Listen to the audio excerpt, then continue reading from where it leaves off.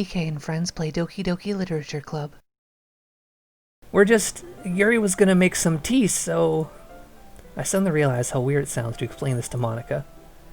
We're just filling the water pitcher. Ah, okay. Sorry, I was just a bit curious. That's kind of a one-person job, isn't it?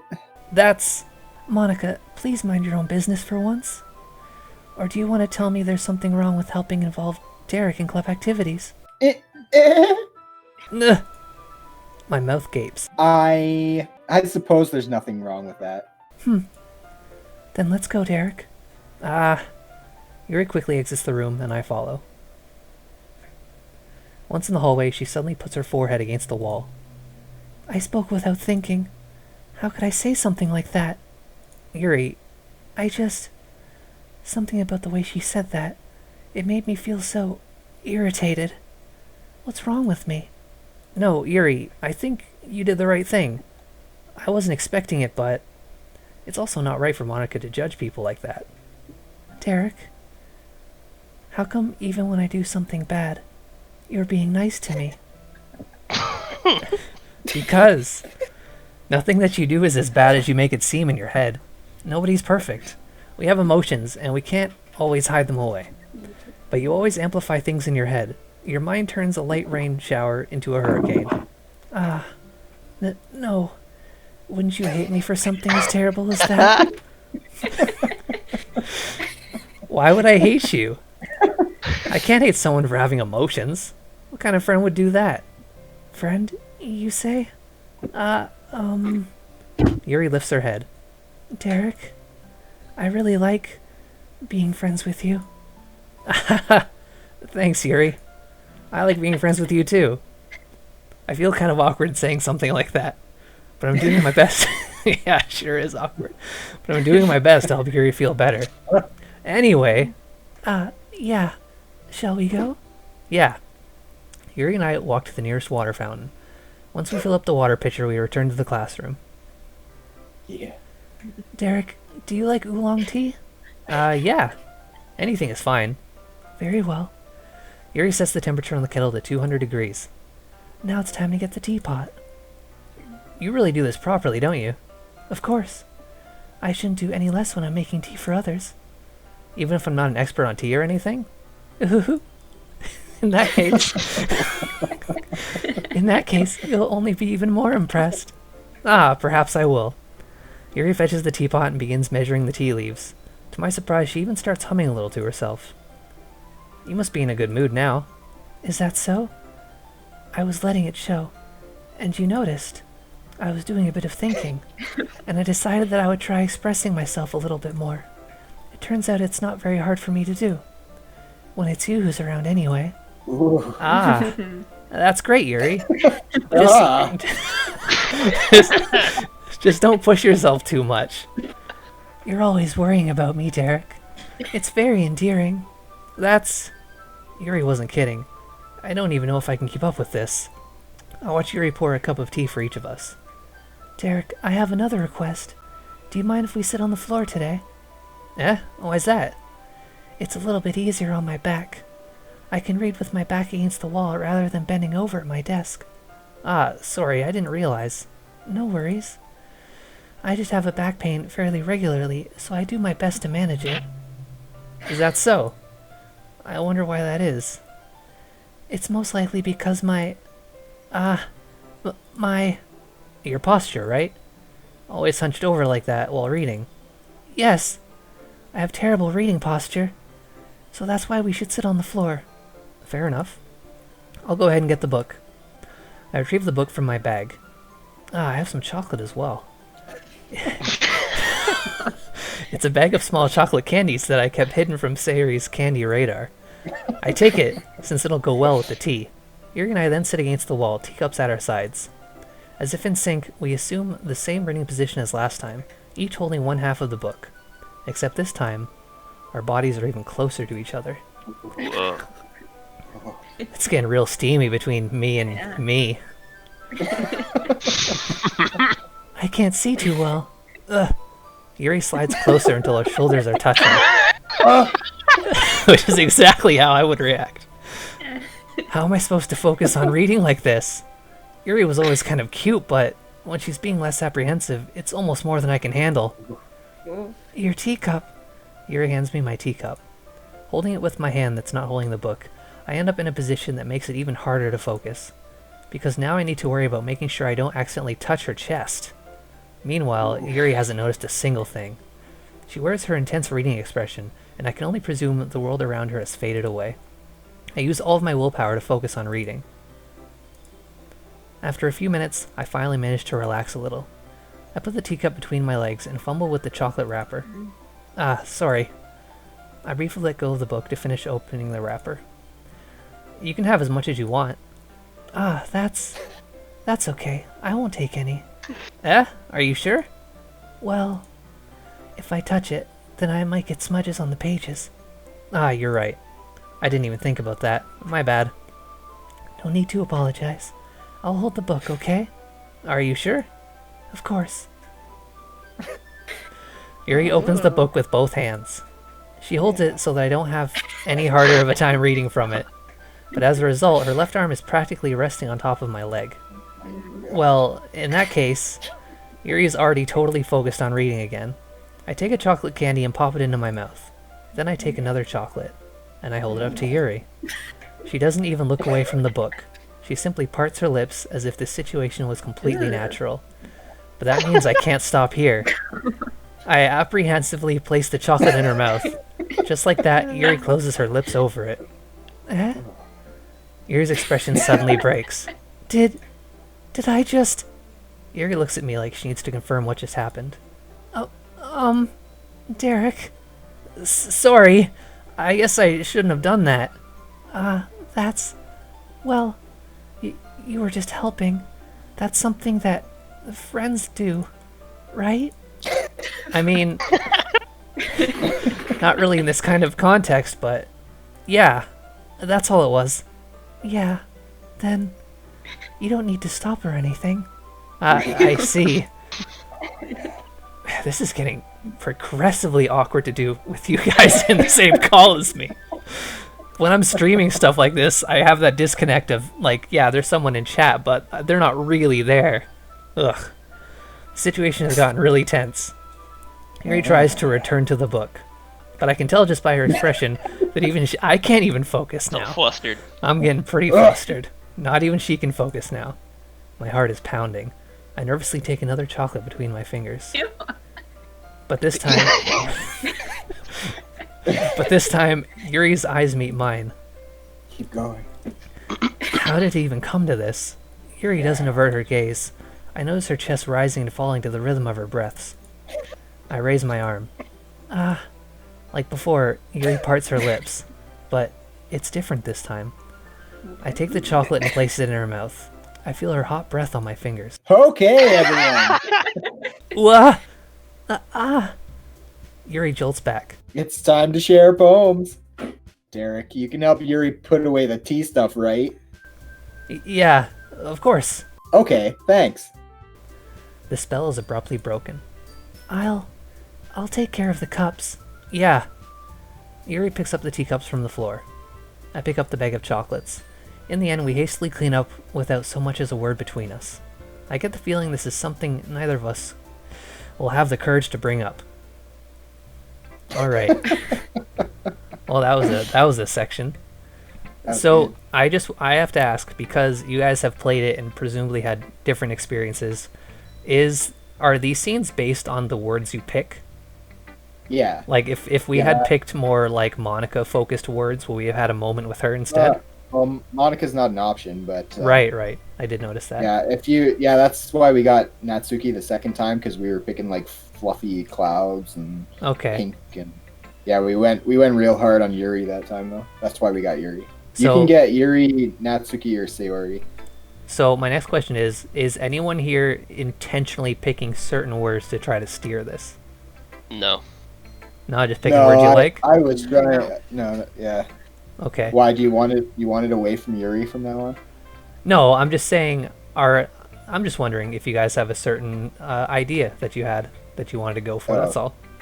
No. I don't mind. Well, it's a little awkward doing most of the reading, but I don't. It's fine. I think I like Yuri the most anyway. Let's just start from the top. Sayori. It's nice, I guess. Come on, I can already tell you don't like it. Well, you don't need to worry about what I think. After all, you wrote this for someone else, didn't you? Oh, that makes me feel bad a bit. I can feel the pain. Sayori's such a sweet girl. She's... Probably, Did this. Yuri.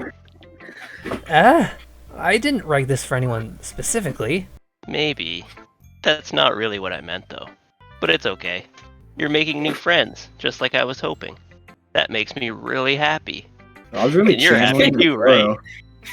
Well, she is supposed to be a little off today, so... You sound like you're gonna cry. In this club? Well, of course I am. Good. That's all that matters to me. Thank you, Derek. Sayori, is there something wrong? Huh? No. Nothing. I'm just a little tired today. Oh, that's how you know something's wrong when girls say that. Alright, just tell me if you need anything. I will. Don't worry about me, okay? You can go play with everyone else now. If you insist. Yay! I'm gonna go home a little bit early today. Sayori? Tell Monica I wasn't feeling well, okay? I'll see you tomorrow. Before I can say anything else, Sayori cheerfully walks out of the classroom humming to herself. This one's alright. Alright? Well, yeah. Doesn't blow me away. But there's nothing I really hate about it. It's just really my style. I mean, that's fine. Come to think of it, this kind of reminds me of Sayori's poem from yesterday. You think so? Yeah, well, I guess if you've been friends with her for so long, you might be on the same wavelength. But you never really struck me as her type. Sayori has a type all of a sudden? Well, I don't know, but honestly, how can someone so fluffy spend so much time with someone like you? It's like she's dragging around a dead weight. That was a little unnecessary.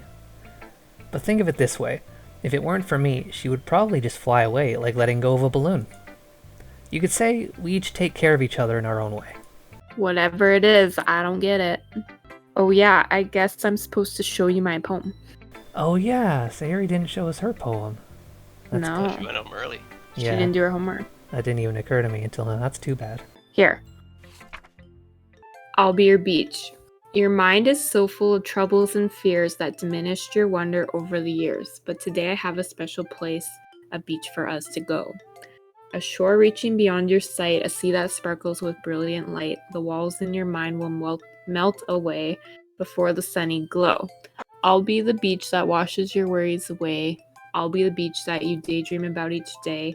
I'll be the beach that makes your heart leap in a way you thought you had left in a way you thought had left you long ago. Let's bury your heavy thoughts in a pile of sand, bathe in sunbeams, and hold my hand. Wash your insecurities in the salty sea, and let me see you shine. Let's leave your memories in a footprint trail, set you free in my windy sail, and remember the reasons you're wonderful when you press your lips to mine. I'll be the beach that washes your worries away. I'll be the beach that you daydream about each day. I'll be the beach that makes your heart leap in a way that you thought had left you long ago. But if you let me by your side, your own beach, your own escape, you'll learn to love yourself again. Yeah. I felt like I kept writing about negative things, so I wanted to write something with a nice message for once. Besides, the beach is awesome. Kind of hard to write anything negative about the beach. So you decided to write about the beach first, and then came up with the message later? Yeah, well, it's only because of what happened yesterday. I mean, after Yuri and I realized we kind of wrote about the same thing. She wanted to pick a topic and have us both write about it, or whatever. Ugh, you can really see her doing that too. Making us write about a simple topic, then trying to impress me by coming up with something all fancy. Well, it's not like I care. I just did it anyway. I mean, I guess mine ended up being kind of metaphorical too. But there's nothing wrong with doing that once in a while. At the very least, it was good practice. Hi, Derek. Have you thought about what you want to submit to perform at the festival? Well, Being in this club is one thing, but performing in front of a bunch of people, I'll have to give it some more thought. Okay, no pressure, but whatever you do, I'm sure it'll turn out great. It would also make me happy to see. Anyway, let's take a look at today's poem. Sure. I let Monica take the poem I'm holding in my hands. This one's good. Feels like you're not only getting more comfortable with your style, but the imagery is better than the last one I read.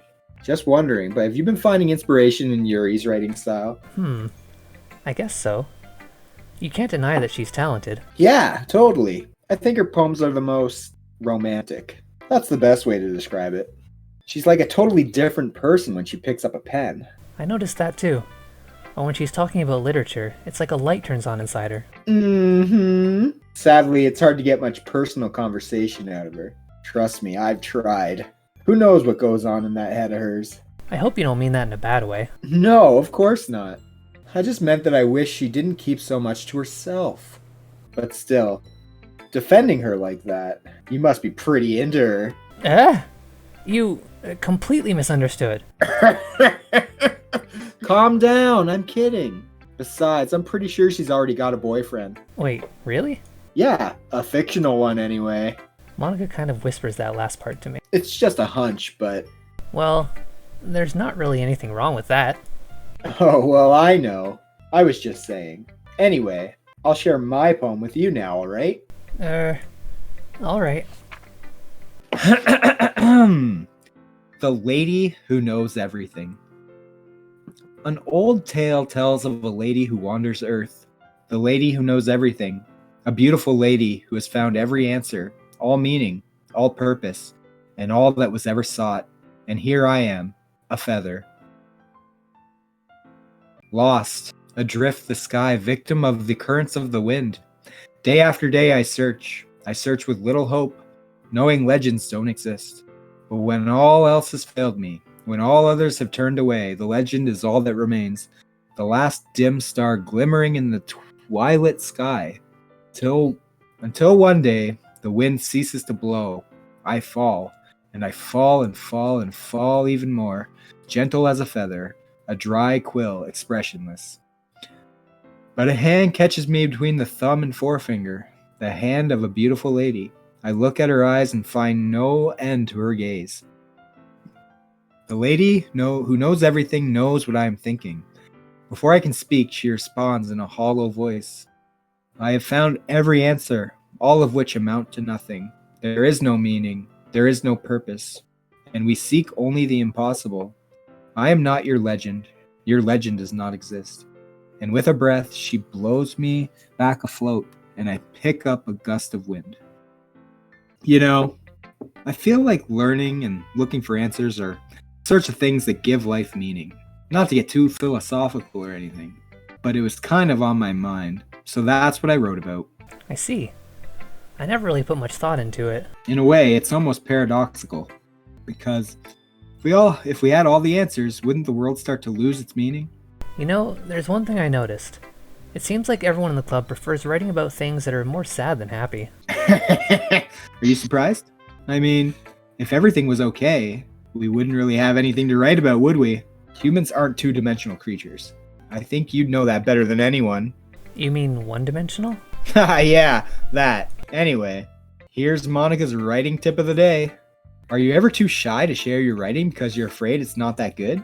It can be really disheartening to get a lukewarm response to something you put so much into. But if you find other people who enjoy writing, then sharing becomes a lot easier. Because instead of just telling you that your writing is good or okay or bad, they'll want to focus more on everything that went into it and the things you can work on. It's much more encouraging that way, and it will make you want to continue improving. It's almost like having your own little literature club, don't you think? That's my advice for today. Thanks for listening. Derek, this is wonderful. I can feel the emotion that you poured into it. Is this the result of trying what I suggested yesterday? Yeah, I guess so. You did a good job explaining. I really want to... You guys have to laugh during all of my dialogue. Only when it's funny. It's always funny. Because Yuri just stutters and says garbage all the time. I really wanted to try giving it more feeling. Yuri visibly swallows. Yeah, Ew. Yeah, she does. Oh yeah. Even her hands appear sweaty. Ooh. I'm not used to this. Used to what? I don't know. It's fine, take your time. Yuri breathes and collects her thoughts. I know that Yuri likes to think before she speaks, so I offer that patience to her. Yeah, just being appreciated like this, I guess. It probably sounds really stupid, but seeing someone motivated by my writing, it just makes me really happy. Are you saying you've never shared your writing before? Yuri nods. Really? I don't believe it. I really only write for myself, and besides, people will just laugh at me. Do you really think that? Again, Yuri nods. Huh. Even your close friends? For some reason, Yuri doesn't respond. Yuri smiles sadly. Derek, during lunchtime, I eat by myself. Did you know that? It's a great time to find a quiet spot and do some reading. In fact, I always have some books with me. You could say I really enjoy reading. Well, that's one way to put it anyway. But books are so full of amazing and inspiring people. People you want to fall in love with. Or people you just know would make a really good friend. Cheerful people who always put a smile on your face. Or deep thinkers and problem solvers who discover the mysteries of life. So when you look at it that way, I'm surrounded by friends every day. You know? Huh. And those friends don't laugh at me. They don't tease me for spacing out all the time. They don't make fun of my body type. And they don't hate me for acting like a know-it-all. People say that about you? I'm not a know-it-all, Derek. It's the opposite. I don't know anything. I don't know how to talk to people. I don't know how to make people see me as normal. I don't even know how to make myself happy. I have all these feelings, and all I can do with them is read and write.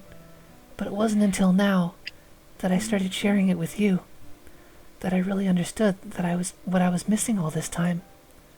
But I haven't really done anything. No, that's wrong. Just being patient and respectful. That's really important to me. I know I'm a difficult person, Derek. I speak too slowly. I second-guess myself all the time. I read too deeply into things. But every time, you've always treated me just like anyone else. It's so rare that I feel comfortable with myself when I talk to others. But that's why every time I talk to you, I just feel really happy. I see. Well, I treat you how you deserve to be treated, Yuri. And if other people don't see it that way, then screw them. I mean, I joined this club hoping I would make friends. And I would say I've had at least one success. Wouldn't you? If you put it that way, yeah. We really are friends now, aren't we? Yuri pushes her head in her hands. But this time, she's smiling as she does it. Do you want to show me your poem? Yeah, I do. Let me get it for you. Beach. A marvel millions of years in the making, where the womb of Earth chastically meets the surface, under a clear blue... Oh, it says chaotically. I thought it said chastically. No, it's chastically. Does it? Oh, yeah. So her script is pretty hard to read. Chastically. Chastically. I was like, that's not a word, but it could be. Under a clear blue sky, an expanse of bliss, but beneath gray rolling clouds, an endless enigma. The easiest world to get lost in is one where everything can be found. One can only build a sandcastle where the sand is wet, but where the sand is wet, the tide comes. Will it gently lick at your foundations until you give in? Or will a sudden wave send you crashing down in the blink of an eye? Either way, the outcome is the same, yet we still build sandcastles. I stand where the foam wraps around my ankles, where my toes squish into the sand. The salty air is therapeutic. The breeze is gentle, yet powerful. I sink my toes into the ultimate boundary line, tempted by the foamy tendrils. Turn back, and I abandon my piece to a road at the shore. Just turn back, I abandoned my piece to... Listen, this is hard to read, okay? I'm gonna redo that whole line. Turn back, and I abandon my piece to a road at the shore.